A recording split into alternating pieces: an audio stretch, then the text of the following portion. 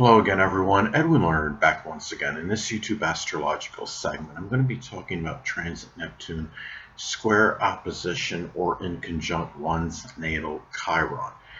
Now, when we're talking about transits that involve Neptune, it can be about dreams, fantasies, inspiration, self-sacrifice, ideals, and also unrealism and things that are unrealistic. Now, when transit Neptune is basically making an adverse aspect to natal Chiron. Now I'm going to elaborate on it. When I say basically adverse aspect, okay, of course, squares and oppositions in astrology, those aspects are adverse and negative. Now the inconjunct aspect is neutral, but a neutral aspect can have good and bad qualities in it, and also coupled with the fact that an inconjunct can require an adjustment, transition, and though that can cause some exasperation and tension. So collectively, basically, I do see this as an adverse transit. Now, the thing about this is, when transit Neptune is basically making an adverse aspect to one's natal Chiron, it may manifest in dreams, fantasies,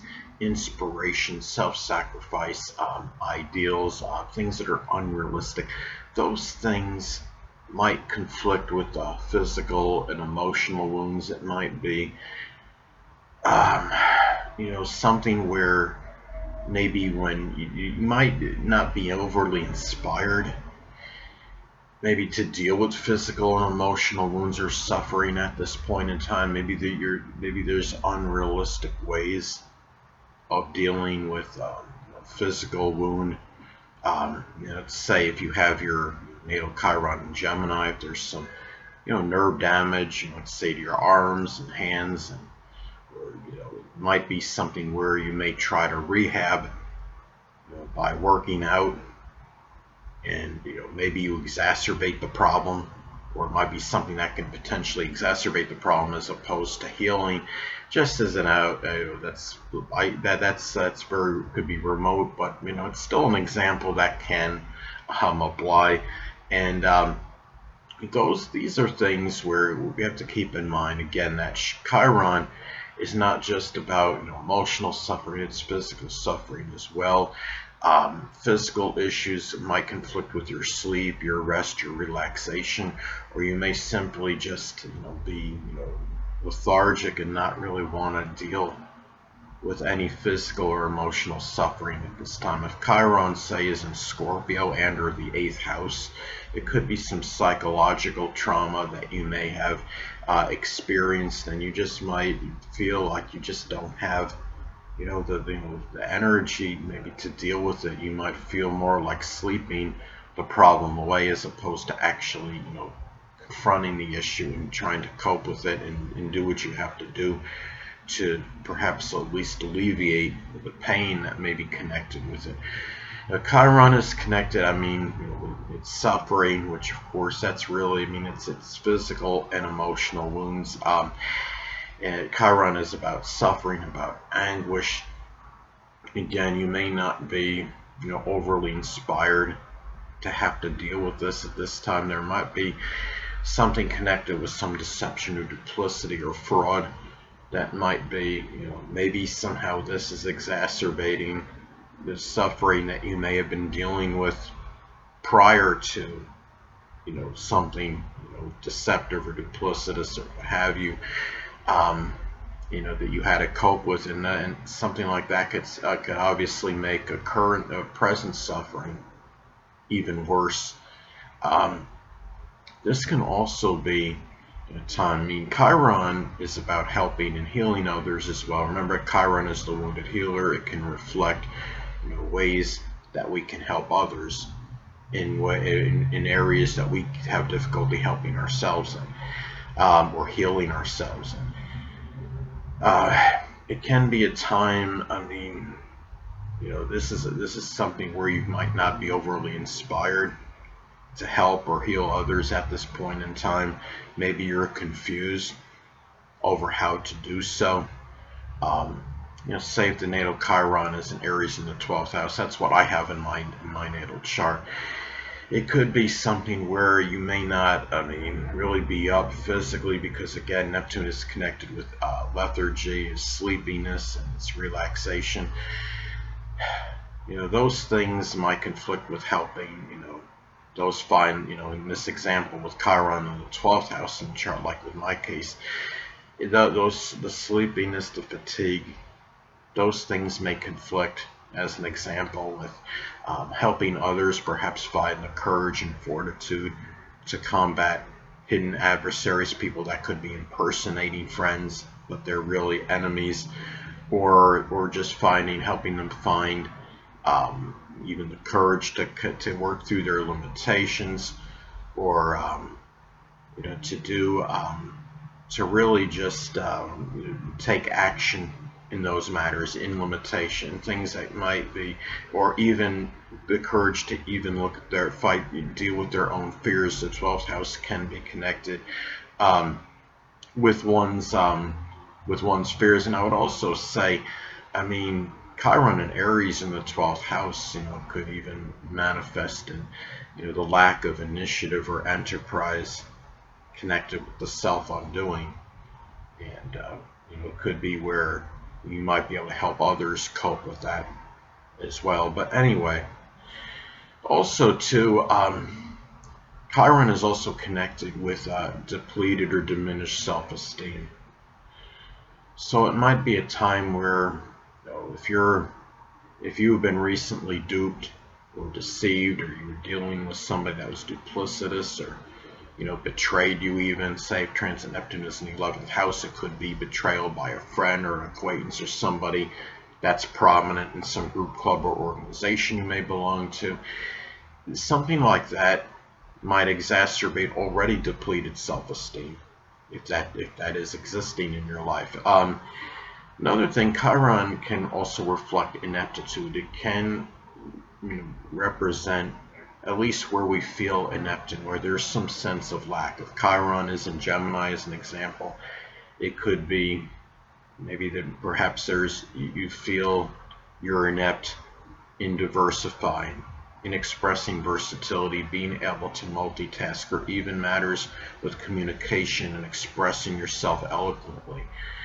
And when you have transit of Neptune, again, basically making an adverse aspect to natal Chiron, it could manifest in this example as really maybe not understanding how to deal with that. It could be Neptune energy could be very nebulous and unclear. And again, it might be something where you really maybe don't know how to resolve that issue, that feeling of ineptitude. Chiron can also be about the deepest wound and pain that you have. And the thing about the Chiron, say if it's in the 5th house as an example, and or Leo, it might be something with children, where there might be some suffering, whether the situation may have been contentious with them, or just maybe not having children.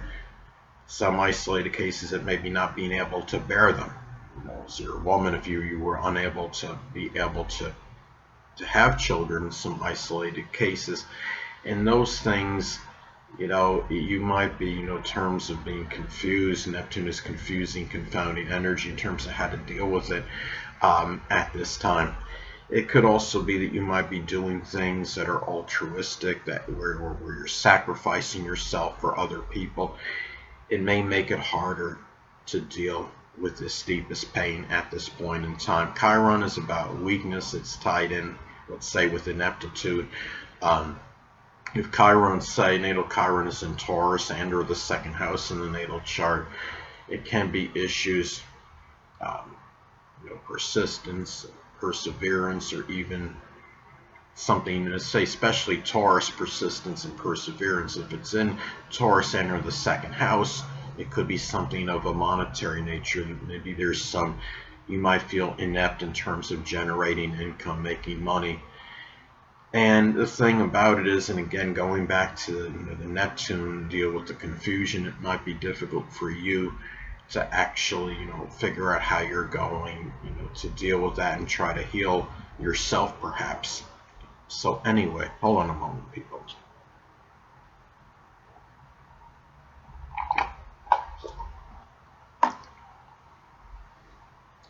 Sorry about that, I'm back. But anyway, now another way, this may manifest sacrificing, may conflict with dealing with your physical and emotional suffering at this time. Going back to Chiron and Gemini as an example, it could be some issues with arms or the hands, the nerves, breathing, the lungs, um, as a physical example. And also, too, chaos. You're dealing with a chaotic situation may challenge you trying to deal with issues that are associated with ineptitude, where you may at least feel inept. Let's say, for example, that the natal Chiron is in Sagittarius. It could be over expanding horizons, or being, trying to express a more jovial, optimistic nature, or it could be also another way this may be expressed. Now, lethargy, tiredness, fatigue may adversely affect your ability perhaps to help and heal others at this time. Let's say, for example, if the natal Chiron is in the 7th house, it may be helping others deal with combative or contentious relationship, maybe their spousal abuse. If it's in the 4th house, it might be something with a general domestic violence situation from a family member that one may be dealing with, and you may have difficulty in helping them at this time because you just simply may not have the energy. You may be lethargic. There might be just some general weakness you're experiencing. Also, too, issues, if you have any, especially prior to the transit, if you had any issues with the feet, the toes, the lymphatic or immune system, those things may exacerbate emotional suffering at this time. And it might be something where if you're, say, for example, if natal Chiron is in Aquarius in the 10th house, maybe you're dealing with I'm sorry, if the natal Chiron is in Aquarius in the 5th house, it may be dealing with an idiosyncratic or bizarre, which is Aquarius, could be behavior from a child or a lover, and that, of course, is the 5th house. It also may be harder to escape. Neptune can be about escapism. It can be more difficult to escape perhaps the deepest wound and pain that you're dealing with, whether maybe resurfacing whatever in your mind, perhaps. Say, for example, if the natal Chiron is in Taurus in the 4th house, it could be maintaining, stable, residency, stable home life. So, as an example. So, anyway, people, that'll conclude this YouTube astrological segment. Until next time, people, Edwin Learnard saying stay well.